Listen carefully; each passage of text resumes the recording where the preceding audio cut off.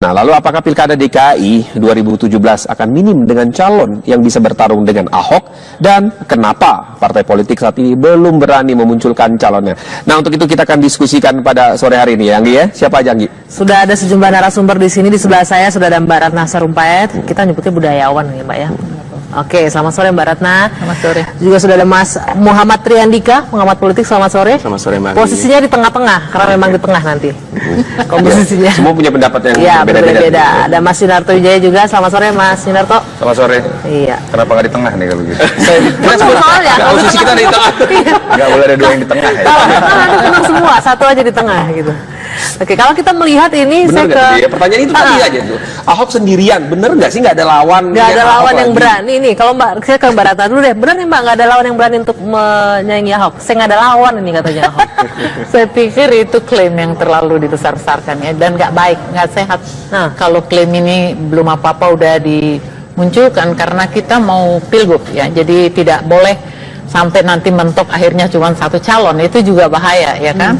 Jadi nggak klaim yang dibesar-besarkan yang menurut saya justru bahaya buat pilgub itu Tapi kan sendiri. pertanyaannya gini Mbak Ratna, kalau memang kata Mbak Ratna dibesar-besarkan, tapi sampai sekarang nyatanya baru Ahok kok yang resmi deklarasi saya akan maju. Yang lain, partai lain belum ada yang berani. Ya untuk iyalah, itu. dia kan yang malang melintang di Jakarta. Kepedeannya tuh ya iyalah, pastilah. Tetapi kayak dulu juga waktu Pak Jokowi datang ke Jakarta, siapa yang kenal dia? Nggak ada. Waktu Ahok juga kan gitu juga. Tapi dengan kepedeannya artinya dia memang punya kinerja yang bagus dong dengan kepedeannya itu? Atau tidak Enggak, juga? belum tentu ya dia punya kemauan untuk maju, itu udah terlihat ya kan, kemauan untuk maju lagi ya. Tetapi bahwa soal kinerja itu lain hal lagi gitu. Apa kalau Mbak Ratna sendiri melihat kinerjanya Ahok deh untuk di awal periode ini bagaimana? Ya aku misalnya ya aku setuju ya orang yang tegas, keras, tapi aku butuh orang yang waras juga gitu loh. Ahok tidak waras gitu. Maksudnya makanya nggak gitu dong. Enggak. Butuh Kalau orang yang waras. nggak waras kerjanya nggak mungkin bagus. Iya. Toto, bener. Gimana nih? Gimana? Iya. Butuh orang yang waras DKI. Perdebatan kualitatifnya banyak ya. Mbak Ratna saya lihat berdebat dengan Anton Medan. Bahkan misalnya dari sisi primordial ada dua tokoh Tionghoa yang berbeda pendapat. Palius dengan Anton Medan sangat keras. Ada pandangan dari setiap kasus bisa dilihat dari kacamata berbeda. Misalnya Kampung Pulau yang Mbak Ratna sering suarakan, ada juga yang menyuarakan bahwa ini keberanian seorang Ahok. Pertama kalinya memanusiakan masyarakat Kampung Pulau yang misalnya selama ini dianggap tidak manusiawi hidup di daerah sana. Dengan Selalu menggusurnya banjir. begitu. Selalu ada dua kacamata yang berbeda. Nah, bagaimana kemudian menilai ini dalam indikator yang lebih objektif, ada kuantifikasi, ya di situ kita bisa membaca survei.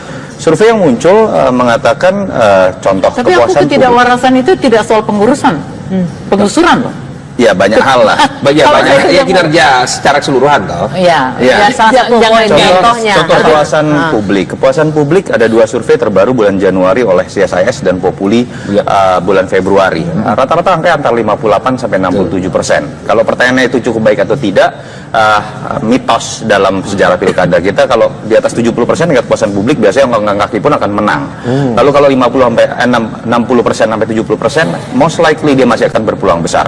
50 sampai 60% itu lampu kuning. Di bawah 50% itu biasanya incumbent Tidak akan ada. berpeluang kalah. Oke. Itu yang terjadi pada Foke. Jadi yang saya ingin katakan kalau ingin membaca peluang Ahok, kita bukan melihat elektabilitas karena biasanya incumbent pasti akan bias popularitas dan elektabilitasnya juga paling tinggi ketika disurvei. Tapi tingkat kepuasan publik atau prefer rating itu yang membedakan. Dulu Foke hanya berkisar di angka 45%. Jadi tidak mengagetkan walaupun disurvei elektabilitasnya tinggi tapi kemudian dia kalah. Artinya dari survei itu menunjukkan bahwa puas ya terhadap Ahok nih. Bisa ya? dikatakan cukup puas. Ada beberapa kepala daerah lain seperti Risma itu mencapai angka di atas 70% misalnya. Yang kedua faktor yang bisa dibaca survei kenapa peluang Ahok detik ini ya Mbak Ratna ya, saya belum bisa mengatakan prediksi tapi detik ini hampir pasti Ahok menang karena tidak ada calon lawan lain yang ketika disurvei itu memiliki popularitas cukup mumpuni atau kedua itu memiliki variabel-variabel kualitatif yang bisa menyaingi incumbent. 2012 kita lihat banyak tokoh nasional maju, tapi kemudian kenapa yang terpilih bukan calon presiden atau presiden dari PKS, bukan kemudian Faisal Basri pengamat yang sudah jauh lebih dulu memiliki personal branding, tapi yang menang adalah wali kota Solo dan Bupati Belitung Timur yang notabene orang baru. Ada Mungkin faktor kecenderungan wali kotanya, rasionalitas pemilih itu lebih melihat di Jakarta bahwa kalau Anda ingin mengalahkan incumbent, ingin membuat perubahan, saya tidak sekedar melihat jualan Anda. visi misi dan program Anda yang siapapun bisa membuat itu baik, tapi track record Anda apa? Nah, sayangnya dari calon yang tersisa sekarang tidak ada yang memiliki modal untuk berjualan layaknya Jokowi dan Ahok tahun 2012. Kalau kita bicara mengenai Ridwan Kamil dan Risma, kenapa dikatakan saat itu andai kata mereka maju bisa mengalahkan Ahok? Mereka punya modal sosial yang sama. Seperti dulu ketika Jokowi dan Ahok maju, yaitu track record dan bukti konkret ketika memimpin daerah. Tapi bisa jadi ukuran tidak dengan 3 orang tersebut ditambah Ridwan Kamil, Tri Risma dan Ganjar Pranowo yang menunjukkan bahwa karena lihat hasil survei itu Ahok tadi saat ini dipastikan menang tadi versi Anda tadi. Anda dilakukan itu kemudian yang menjadi mungkin ukuran dari 3 orang itu tadi. Udah deh. Jangan deh lawan Ahok, ntar aja deh. Mungkin saja ya. Ridwan Kamil kan jelas berani mengatakan bahwa peluang saya banyak untuk yang lain. Dia bicara juga, orang mengatakan Jabar. Mungkin 2022 andai kata dia maju pun menjadi seorang cagup DKI, umurnya belum nyentuh angka 50 tahun, masih masuk kategori pemimpin muda. Resikonya terlalu besar ketika kemudian dia mengorbankan semua resiko di situ. Mungkin karena faktor itu Mbak Ratna. Jangan deh, karena faktor lain. Itu percakapannya politis banget. Mbak Ratna kurang bisa provokasi berarti. Lawan-lawan kuatnya Ahok. Jangan diklaim begitu seolah-olah begitu. Tapi itu natural gitu. Faktanya begitu kok Mbak Ratna. Faktanya begitu, tiba-tiba 3 orang yang punya nama besar, kuat. Tapi tidak mungkin karena nantilah Ahok sangat kuat bukan karena itu. Ketemu Pak Jokowi. Iya, pasti ada deal-deal tertentu begitu kan. Udahlah, itu rahasia umum itu nggak usah kita beberkan. Nanti kita akan semua juga udah tahu. Mungkin nanti Mas Andika akan mencoba menganalisa dari kacamata di tengah luar nanti ya. Kita jeda sejenak. Kabar Petang akan kembali sesaat lagi. Kita kembali perbincangan di Kabar Petang. Saya ke Mas Andika. Benar nggak sih tadi Rizky bilang tadi sebelah sana mengatakan bahwa ini ya sudahlah Ahok sajalah karena memang sudah sangat kuat ini Ahok, akhirnya Ridwan Kamil, Ganjar Pranowo, Tri Risma mundur. Apakah sesederhana itu melihatnya? Satu sisi pandangan tersebut bisa dibenarkan ya karena memang yang paling besar kansnya incumbent untuk bisa menang lagi. Ya kan? Namun belum ada calon sekarang Mas, baru bakal calon semua. Dan tentu untuk memprediksi apakah yang menang akan Ahok, menurut saya juga agak terlalu prematur karena belum tentu wakilnya siapa. Faktor wakil gubernur, calon wakil gubernur juga menentukan preferensi pemilih. Bisa jadi dia memilih Ahok, tapi ketika wakilnya siapa yang nggak disuka nggak jadi milih Ahok. Gitu. Jadi kita tunggu nanti. Itu kan kalau di bawah hasil surveinya di bawah 50. Tadi kan kepuasannya sudah sampai 50 ke atas wakil ya udah nggak penting lah. Faktor wakil menurut saya juga masih tetap penting ya Mas. Yang kedua kalau incumbent bisa saja menang besar ya karena memiliki akses terhadap birokrasi, akses terhadap APBD, akses terhadap fasilitas daerah dan memang kalau kita lihat tren dari pilkada serentak, petahana 96 dari 144 pilkada serentak menang semua. Jadi semakin petahana. kecil sekitar 70% petahana yang maju di pilkada serentak 2015 kemarin menang. Nah pertanyaannya, apakah tren di level daerah itu bisa dipetakan juga di tren di Jakarta ini? Saya agak pesimis. Yang pertama, politik ibu kota ini menarik, Mbak. Tidak bisa disamakan dengan politik lokal di daerah. Kenapa? Ya. Tesisnya Pak Profesor Gumilar menarik, mengatakan bahwa Jakarta ini the big village. Walaupun pasak-pasak modernisasi ini kencang ya, hadir urban karakteristiknya, namun denyutnya itu tetap kampung, the big village. Nah jadi belum tentu rasionalitas itu mendrive pemilih untuk memilih menentukan siapa gubernurnya gitu. Artinya tingkat kepuasan kinerja yang udah hampir 70% tadi tidak akan berpengaruh besar. Bisa jadi berpengaruh untuk saat ini, namun politik itu dinamis dan melihat sejauh mana ya daya perubahan yang mampu dihadirkan oleh saingan Ahok nanti lebih besar dan tidak itu bisa jadi berbalik. Kepuasan itu kepuasan siapa? Kan yang tidak puas kita nggak pernah ditanya. Mirip seperti 2012 ketika Foke ya dikatakan kebijakan Foke itu dicintai masyarakat, namun aroma perubahan yang dibawa oleh Jokowi sangat besar dan itu merubah semuanya gitu. Tidak, saya agak berbeda. Soal hormat, saya hanya ingin meluruskan bagaimana cara kita membaca sebuah kajian. Saya tadi sudah jelaskan berbeda apa yang terjadi pada bacaan survei menjelang Pilkada 2012 dengan yang terjadi sekarang. Survei elektabilitas Foke dulu sangat tinggi, sama dengan seperti apa yang kita lihat pada Foke sekarang. Jaraknya sama, di atas bahkan 50%. Bukan maksud saya rentang waktu, rentang waktunya ada yang setahun sebelum, ada yang 6 bulan sebelum, ada yang 3 bulan sebelum. Kita kan baru bisa tahu setahun sebelum, karena kita baru bicara Februari sampai Februari ya 2016. Tapi yang bisa saya katakan, poin utama dari setiap survei terhadap incumbent itu bukan elektabilitas, karena masih bias popularitas, tapi tingkat kepuasan publik tadi. Dan apa yang dicapai oleh Foke dengan Basuki Cahayapurnama ini berbeda. Itu yang menyebabkan saya berani menyimpulkan. Bilang kepuasan yang mana dulu? Kepuasan yang mana? Masyarakat yang kalau mana? survei kan representasi masyarakat Jakarta itu jelas. Yang kedua, yang tidak puas itu pun kan survei itu menyentuh berapa persen rakyat. Itu ada pertanggungjawabannya, Mbak Ratna. Saya Sekjen Perhimpunan Survei Opini Publik, saya bertanggung jawab. Lembaga surveinya Metode, ngawur, bukan lembaga survei ngawur, tetapi ada penjelasan apa yang jadi pertanyaan Mbak Ratna. Itu jelas, representasi 400 responden, walaupun sangat kecil, tetapi itu mencukupi 4,9%. Representasi dari populasi masyarakat Jakarta. Mereka meresponnya dengan apa? Ini kita bicara statistik, Mbak Ratna. Nggak meresponnya dengan apa? Kita menggunakan penggunaan sampel yang sudah bisa dikategorikan itu valid atau merepresentasikan masyarakat Jakarta dengan karena tingkat kalau menurut saya toleransi 4,9%.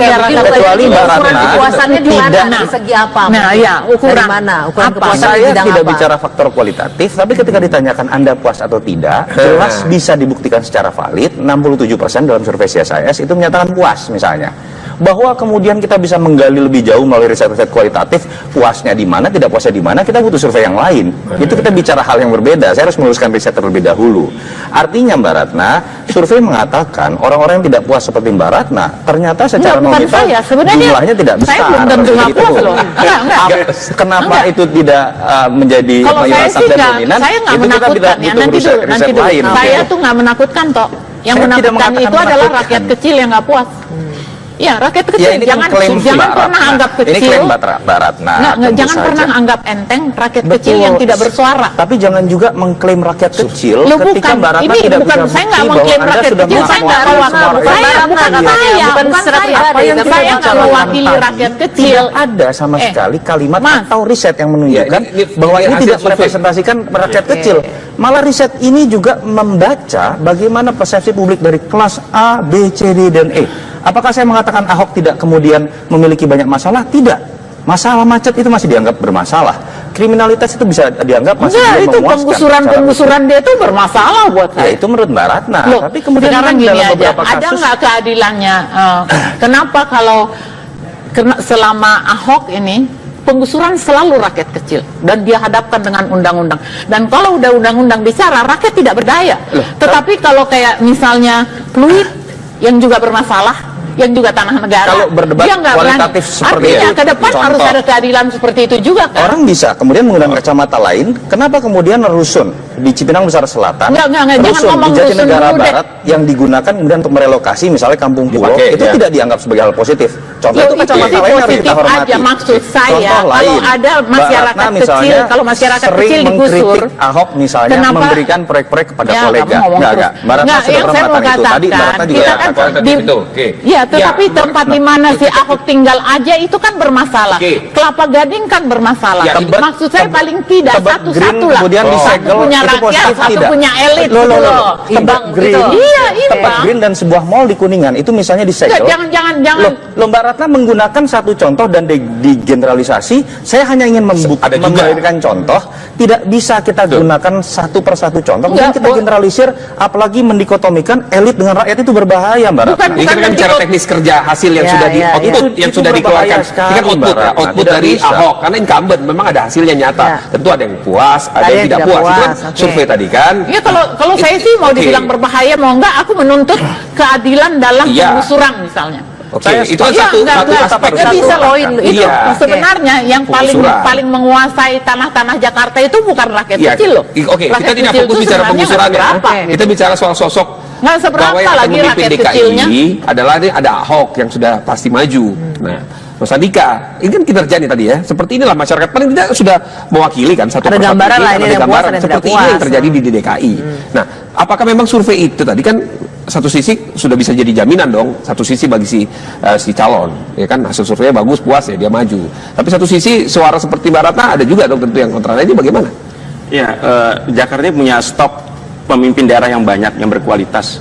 Bahkan saya yakin Jakarta berhak ya dengan statusnya sebagai ibu kota mendapatkan krem de la krem, pemimpin yang terbaik, pemimpin daerah yang terbaik. Sehingga saya termasuk yang menyayangkan ketika Ridwan Kamil, kemudian Risma Harini, orang-orang terbaik itu tidak maju ke Jakarta gitu. Dengan kalau kita baca di media ya agar orang-orang terbaik tersebar di mana-mana gitu. Agar tersebar di mana-mana atau tapi kalau bacaannya seperti yang Anto bilang nggak masuk dong Yusril. Yang masuk tuh ya yang udah punya pengalaman di daerah, udah berhasil. Ahok waktu itu masuk ke sini sama Pak Jokowi kan ukurannya daerahnya mereka masing-masing. Iya, paling tidak udah ada ukuran. Lebih besar kemungkinan untuk menang kalau punya track record daerah gitu. Kalau mungkin daerah lain itu lebih mungkin. Pendekatan statistik itu Mas kan saya cukup yakin ya bahwa dengan kepuasan Ahok sekarang terhadap kebijakannya di atas kertas saat ini Ahok menang. Kalau kita lihat dengan pendekatan yang non statistik, yang sosiologis ya, yang seperti tadi saya katakan bahwa denyut Jakarta ini bagaimanapun juga masih ada isu-isu primordial, masih still working dalam mempengaruhi persepsi dan kecenderungan sikap politik pemilih gitu. Artinya 1 tahun ke depan ketika Ahok tidak aware terhadap perilaku politik masyarakat Jakarta yang cukup unik ini dan hanya mengandalkan statistik kebijakan itu, khawatirnya ya daya perubahan yang dibawa oleh pesaing Ahok itu jauh lebih besar dan aku sih berharap juga media lebih fair ya. Media itu hal yang menarik nih. Kenapa media? Kok jadi media? Selama ini, kita semua juga tahu bahwa Ahok adalah settingan media, create by media. Jadi mereka juga punya kewajiban dong meng-create yang baru-baru ini gitu loh, memperkenalkan mereka, mengapakan mereka. Baru-baru ini nggak muncul. Lah, mana? Tinggal dicari kan? Dibikin untuk tidak muncul yang saya baru-barunya. sepakat begini, bahwa apa yang sudah ada di atas kertas secara statistik jangan kemudian membuat Ahok menihilkan hal-hal yang katakanlah minoritas dari sisi statistik. Saya sepakat ada beberapa gaya komunikasi yang seakan-akan tidak membuka ruang dialog seperti apa yang disuarakan oleh Mbak Ratna begitu. Mungkin suaranya tidak mayoritas begitu kan. Tapi hal-hal ini kemudian juga menurut saya harus menjadi sebuah catatan.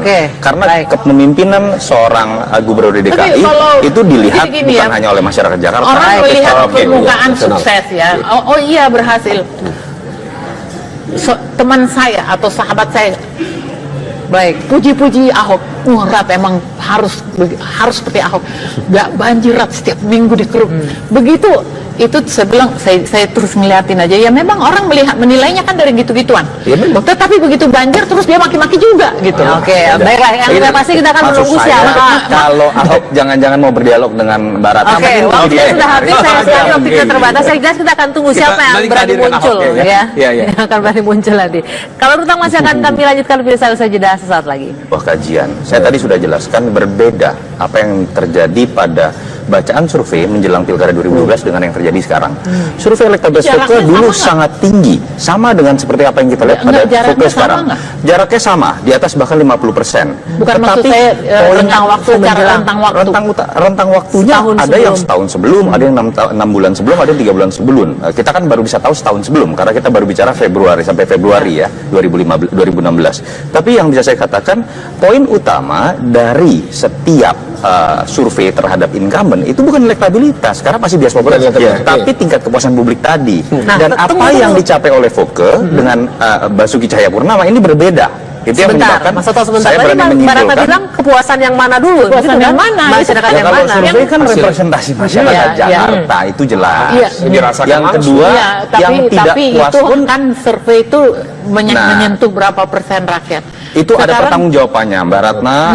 Saya Sekjen Perhimpunan Survei Opini Publik, saya bertanggung jawab. Lembaga surveinya ngawur, bukan lembaga survei ngawur, tetapi ada penjelasan apa yang jadi pertanyaan Mbak Ratna. Itu jelas, representasi 400 responden, walaupun sangat kecil, tetapi itu mencukupi 4,9%. Representasi dari populasi masyarakat Jakarta. Mereka meresponnya dengan apa? Ini kita bicara statistik, Mbak Ratna. Nggak meresponnya dengan apa? Kita menggunakan penggunaan sampel yang sudah bisa dikategorikan itu valid atau merepresentasikan masyarakat Jakarta dengan Karena tingkat kalau menurut saya, toleransi 4,9%. ukuran Kecuali Mbak Ratna kepuasannya di mana? tidak. Di segi apa? Nah, ya, ukuran dari mana? Ukuran apa? kepuasan di Saya bidang tidak apa? bicara faktor kualitatif, tapi ketika ditanyakan Anda puas atau tidak, jelas bisa dibuktikan secara valid. 67% dalam survei CSIS itu menyatakan puas misalnya.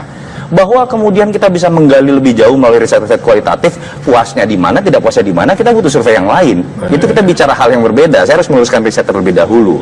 Artinya Mbak Ratna, survei mengatakan orang-orang yang tidak puas seperti Mbak Ratna, ternyata secara bukan nominal saya. Sebenarnya jumlahnya tidak besar. saya belum tentu nggak puas loh. Enggak.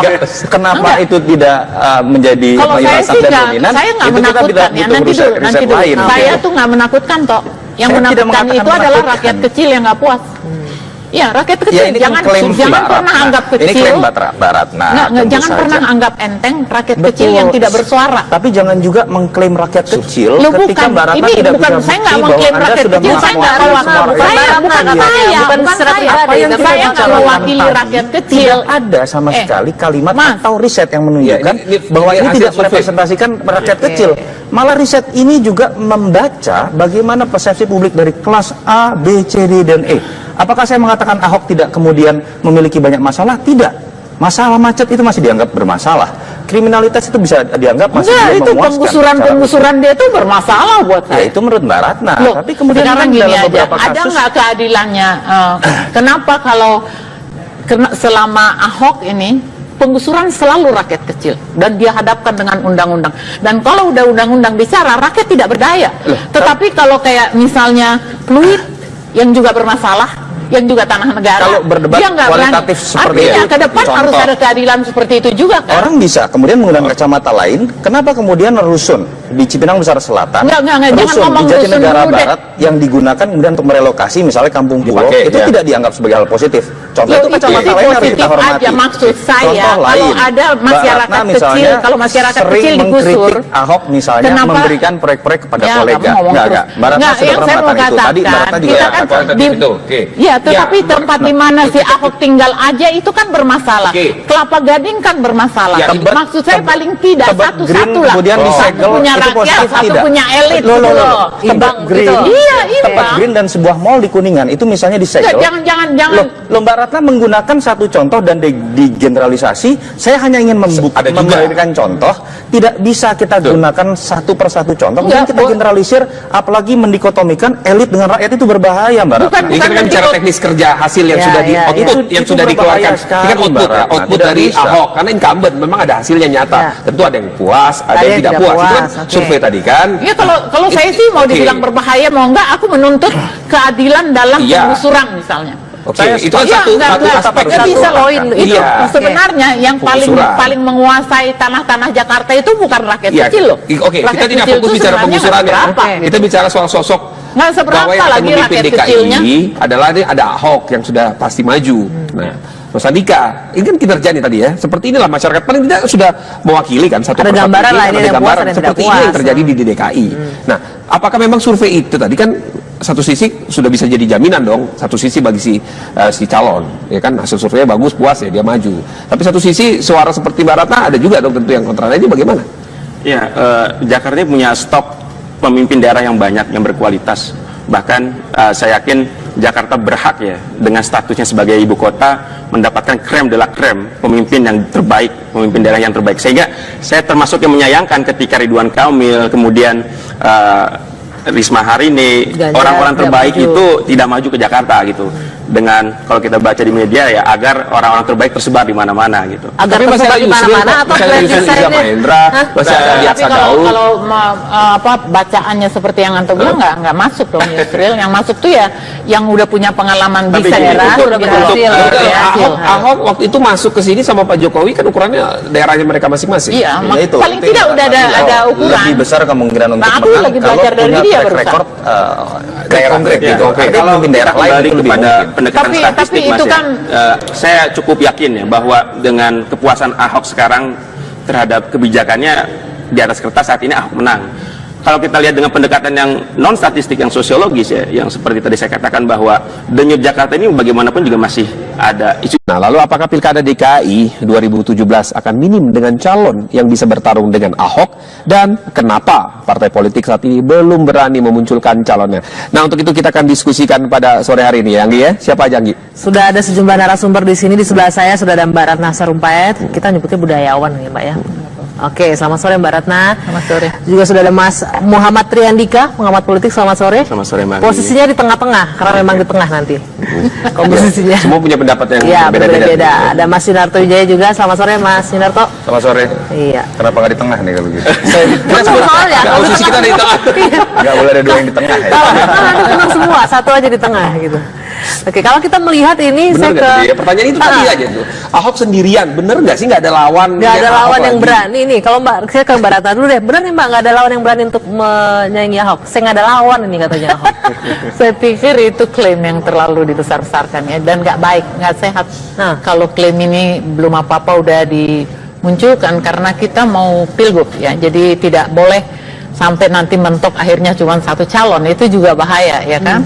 Jadi nggak klaim yang dibesar-besarkan yang menurut saya justru bahaya buat pilgub itu Tapi kan sendiri. pertanyaannya gini Mbak Ratna, kalau memang kata Mbak Ratna dibesar-besarkan, tapi sampai sekarang nyatanya baru Ahok kok yang resmi deklarasi saya akan maju. Yang lain, partai lain belum ada yang berani. Ya untuk iyalah, itu. dia kan yang malang melintang di Jakarta. Kepedeannya tuh ya iyalah, pastilah. Tetapi kayak dulu juga waktu Pak Jokowi datang ke Jakarta, siapa yang kenal dia? Nggak ada. Waktu Ahok juga kan gitu juga. Tapi dengan kepedeannya artinya dia memang punya kinerja yang bagus dong dengan kepedeannya itu?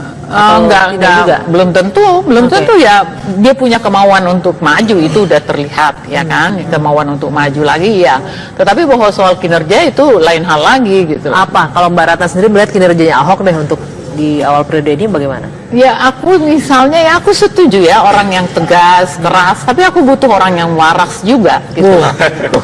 Ahok tidak waras gitu. Maksudnya makanya nggak gitu dong. Enggak. Butuh Kalau orang yang waras. nggak waras kerjanya nggak mungkin bagus. Iya. Toto, bener. Maksud gimana nih? Gimana? Iya. Butuh orang yang waras DKI. Perdebatan kualitatifnya banyak ya. Mbak Ratna saya lihat berdebat dengan Anton Medan. Bahkan misalnya dari sisi primordial ada dua tokoh Tionghoa yang berbeda pendapat. Palius dengan Anton Medan sangat keras. Ada pandangan dari setiap kasus bisa dilihat dari kacamata berbeda. Misalnya Kampung Pulau yang Mbak Ratna sering suarakan. Ada juga yang menyuarakan bahwa ini keberanian seorang Ahok. Pertama kalinya memanusiakan masyarakat Kampung Pulau yang misalnya selama ini dianggap tidak manusiawi hidup di daerah sana. Dengan Selalu menggusurnya banjir. begitu. Selalu ada dua kacamata yang berbeda. Nah, bagaimana kemudian menilai ini dalam indikator yang lebih objektif, ada kuantifikasi? Ya di situ kita bisa membaca survei. Survei yang muncul mengatakan contoh Tapi aku kepuasan ketidakwarasan itu tidak soal pengurusan, pengusuran loh. Ya banyak hal lah. Banyak ya kinerja secara keseluruhan toh. Iya, Iya. Ya, salah satu Jangan poin contohnya. Contoh kepuasan publik. Kepuasan publik ada dua survei terbaru bulan Januari oleh CSIS dan Populi bulan Februari. Rata-rata angka antara 58 sampai 67%. Kalau pertanyaannya itu cukup baik atau tidak, mitos dalam sejarah pilkada kita kalau di atas 70% tingkat kepuasan publik biasanya yang kaki pun akan menang. Lalu kalau 50 sampai 60% sampai 70%, most likely dia masih akan berpeluang besar. 50 sampai 60% itu lampu kuning. Di bawah 50% itu biasanya incumbent Tidak akan ada. berpeluang kalah. Oke. Itu yang terjadi pada Foke. Jadi yang saya ingin katakan kalau ingin membaca peluang Ahok, kita bukan melihat elektabilitas karena biasanya incumbent pasti akan bias popularitas dan elektabilitas juga paling tinggi ketika disurvei. Tapi tingkat kepuasan publik atau prefer rating itu yang membedakan. Dulu Foke hanya berkisar di angka 45%. Jadi tidak mengagetkan walaupun di survei elektabilitas tinggi tapi kemudian dia kalah. Artinya dari survei itu menunjukkan bahwa puas ya terhadap Ahok nih. Bisa ya? dikatakan cukup puas. Ada beberapa kepala daerah lain seperti Risma itu mencapai angka di atas 70% misalnya. Yang kedua faktor yang bisa dibaca survei kenapa peluang Ahok detik ini ya Mbak Ratna ya, saya belum bisa mengatakan prediksi tapi detik ini hampir pasti Ahok menang karena tidak ada calon lawan lain yang ketika disurvei itu memiliki popularitas cukup mumpuni atau kedua itu memiliki variabel-variabel kualitatif yang bisa menyaingi incumbent. 2012 kita lihat banyak tokoh nasional maju, tapi kemudian kenapa yang terpilih bukan calon presiden atau presiden dari PKS, bukan kemudian Faisal Basri pengamat yang sudah jauh lebih dulu memiliki personal branding, tapi yang menang adalah wali kota Solo dan Bupati Belitung Timur yang notabene orang baru. Ada Mungkin faktor kecenderungan wali kotanya, rasionalitas pemilih itu lebih melihat di Jakarta bahwa kalau Anda ingin mengalahkan incumbent, ingin membuat perubahan, saya tidak sekedar melihat jualan Anda, visi misi dan program Anda yang siapapun bisa membuat itu baik, tapi track record Anda apa? Nah, sayangnya dari calon yang tersisa sekarang tidak ada yang memiliki modal untuk berjualan layaknya Jokowi dan Ahok tahun 2012. Kalau kita bicara mengenai Ridwan Kamil dan Risma, kenapa dikatakan saat itu andai kata mereka maju bisa mengalahkan Ahok? Mereka punya modal sosial yang sama. Seperti dulu ketika Jokowi dan Ahok maju, yaitu track record dan bukti konkret ketika memimpin daerah. Tapi bisa jadi ukuran tidak dengan 3 orang tersebut ditambah Ridwan Kamil, Tri Risma dan Ganjar Pranowo yang menunjukkan bahwa karena lihat hasil survei itu Ahok tadi saat ini dipastikan menang tadi versi Anda tadi. Itu kemudian yang menjadi mungkin ukuran dari 3 orang itu tadi. Udah deh. Jangan deh lawan Ahok, ntar aja deh. Mungkin saja ya. Ridwan Kamil kan jelas berani mengatakan bahwa peluang saya banyak untuk yang lain. Dia bicara juga, orang mengatakan Jabar. Mungkin 2022 andai kata dia maju pun menjadi seorang cagup DKI, umurnya belum nyentuh angka 50 tahun, masih masuk kategori pemimpin muda. Resikonya terlalu besar ketika kemudian dia mengorbankan semua resiko di situ. Mungkin karena faktor itu Mbak Ratna. Jangan deh, karena faktor lain. Itu pendekatannya politis banget. Mbak Ratna kurang bisa provokasi berarti. Lawan-lawan kuatnya Ahok. Jangan diklaim begitu seolah-olah begitu. Tapi itu natural gitu. Faktanya begitu kok Mbak Ratna. Faktanya begitu, tiba-tiba 3 orang yang punya nama besar, kuat. Tapi tidak mungkin karena nantilah Ahok sangat kuat bukan karena itu. Ketemu Pak Jokowi. Iya, pasti ada deal-deal tertentu begitu kan. Udahlah, itu rahasia umum, itu nggak usah kita beberkan. Nanti kita akan semua juga udah tahu. Mungkin nanti Mas Andika akan mencoba menganalisa dari kacamata di tengah luar nanti ya. Kita jeda sejenak. Kabar Petang akan kembali sesaat lagi. Kita kembali perbincangan di Kabar Petang. Saya ke Mas Andika. Benar nggak sih tadi Rizky bilang tadi sebelah sana mengatakan bahwa ini ya sudahlah Ahok sajalah karena memang sudah sangat kuat ini Ahok, akhirnya Ridwan Kamil, Ganjar Pranowo, Tri Risma mundur. Apakah sesederhana itu melihatnya? Satu sisi pandangan tersebut bisa dibenarkan ya karena memang yang paling besar kansnya incumbent untuk bisa menang lagi. Ya kan? Namun belum ada calon sekarang Mas, baru bakal calon semua. Dan tentu untuk memprediksi apakah yang menang akan Ahok, menurut saya juga agak terlalu prematur karena belum tentu wakilnya siapa.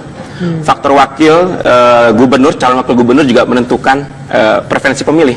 Bisa jadi dia memilih Ahok, tapi ketika wakilnya siapa yang nggak disuka nggak jadi milih Ahok. Gitu. Jadi kita tunggu nanti.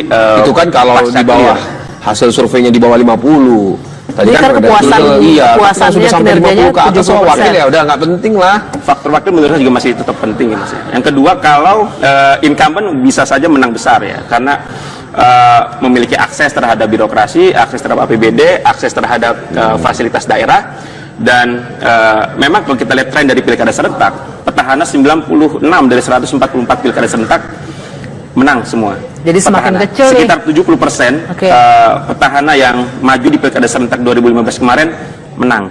Nah pertanyaannya, apakah tren di level daerah itu bisa dipetakan juga di tren di Jakarta ini? Saya agak pesimis. Yang pertama, politik ibu kota ini menarik, Mbak. Tidak bisa disamakan dengan politik lokal di daerah. Kenapa? Tesisnya Pak Profesor Gumilar menarik, mengatakan bahwa Jakarta ini the big village.